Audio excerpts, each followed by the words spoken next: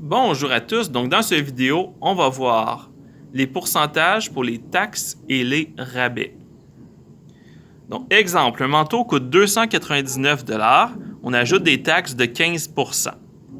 Qu'est-ce qu'on va faire? Si on ajoute des taxes de 15 %, quel est le prix qu'on va payer? On va payer combien? Qu'est-ce qu'on a payé? On a payé 100% du prix de base, qui était l'article lui-même, et on a payé 15% qui étaient les taxes. Fait qu'en tout, je paie combien de pourcents? Je paie 115% du prix de l'objet. 115%, comment j'écris ça en nombre décimal? C'est 1,15. Ça veut dire que je vais faire 299 $ fois 1,15 et je vais obtenir mon nouveau prix après les taxes.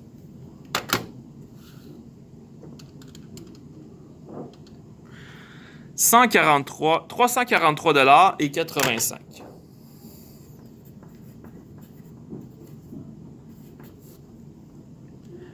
Là, il y en a qui vont dire, monsieur, ça marche pas, là. Moi, là, j'ai le goût de faire 299 fois 15 sur 100. Là, ça va me donner les taxes. Puis après ça, je vais faire les taxes, puis j'ai ajouté le prix de départ. On va vérifier. Si j'ajoute le prix de départ aux taxes, est-ce que ça me donne la même réponse? Eh bien, oui.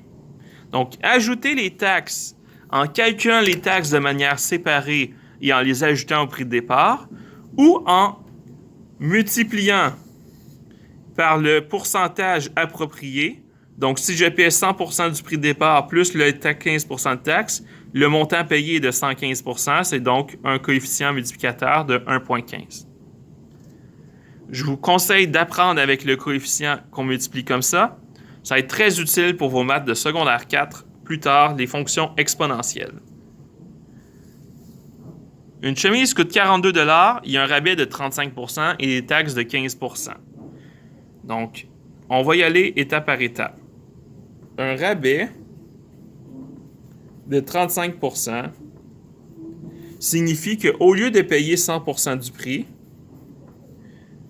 on va seulement payer 65% du prix. C'est ça que ça veut dire un rabais de 35%. Donc, ce que ça veut dire, c'est qu'on va multiplier par 0,65 pour faire un rabais de 35%. Par contre, une taxe de 15%, ça signifie qu'au lieu de payer 100% du prix, on paye 115% du prix. Et donc, dans ce cas-là, il va falloir multiplier par 1,15.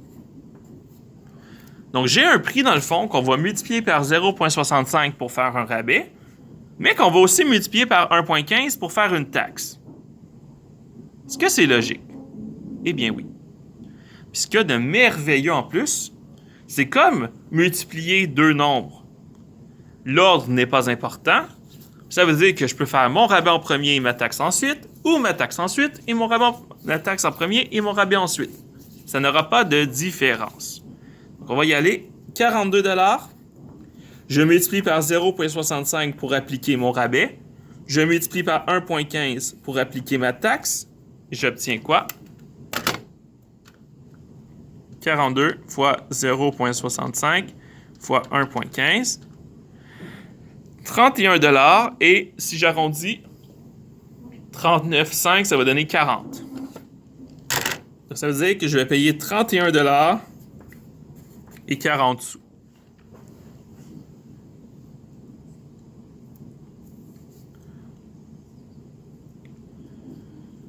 Parfait. Trouver le 100%. Comment est-ce qu'on fait pour retrouver le 100%? On va faire une proportion tout simplement.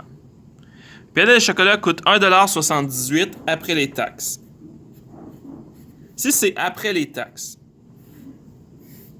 ça veut dire que 1,78 $, ça équivaut au prix après les taxes. Ça veut dire qu'on avait payé 115% du prix.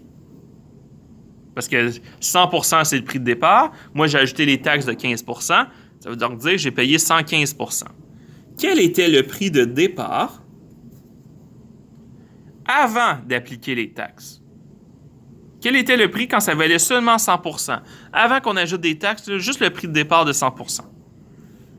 Je sais qu'ici, j'ai un coefficient dans lequel je multiplie par 1,15. Parce que 100 multiplié par 1,15, c'est comme ça que je calcule les taxes. Donc, quel est le contraire de multiplier par 1,15? C'est de diviser par 1,15. Donc, ça veut dire que je vais faire 1,78, pardon, divisé par 1,15. J'obtiens donc 1,55 $.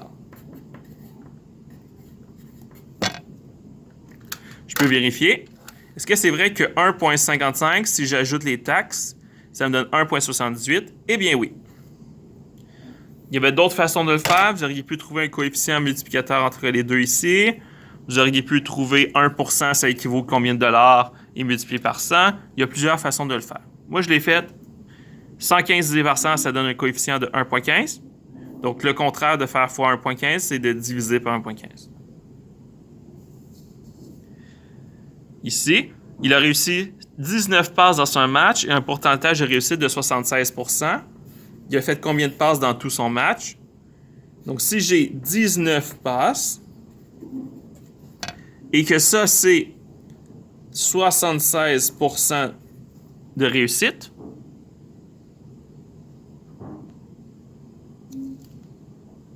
eh bien, 100%, c'est combien?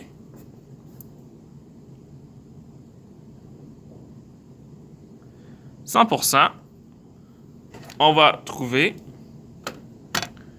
76 divisé par 100, j'obtiens un coefficient de 0,76. Donc, ça veut dire que si je multiplie par 0,76, j'obtiens comme ça. Et dans le sens inverse, on va donc diviser par 0,76.